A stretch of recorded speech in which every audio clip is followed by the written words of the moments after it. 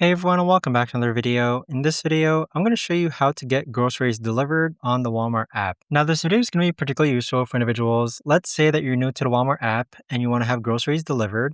How do you actually go ahead about doing so? Now, the first thing that you want to do is download the Walmart app and create an account. Now, once you're on this account, on the top left-hand corner, click on delivery, and we're just going to make sure that this is set to delivery. So set it to delivery. And then the next tab is going to be your address. So click on this. And of course, right now it's blurred out, but you can go ahead and use your current location or scroll down and click on add new address. So by clicking on add new address, just enter your street address, city, state, zip code, and click on save. Now, once your address is added, click on the Walmart Supercenter and choose your nearby or preferred Walmart. So usually this auto-populates with Walmarts that are nearby you, and then click on Save in My Store. Now, click on View All Times, and now we need to reserve a delivery time.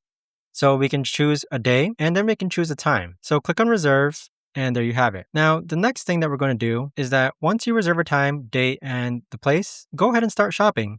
So click on a grocery item, click on Add to Cart, and then once you're done shopping, what you can do is that you can click on the cart icon on the top right-hand corner, and just confirm that the delivery from store is being sent to the right address at the right time on the right day. So click on continue to checkout and then click on no thanks. And then this is where you're going to review your order and you can add special instructions. You could add a tip, you can add a new payment method or change your payment method. And then you could also receive text updates for this order. But essentially click on place order and there you have it. But that right there, guys, is the best and easiest way that I know of to actually go ahead and get your groceries delivered on the Walmart app. If you guys know of a better or easier way to actually do this, let me know in the comments down below.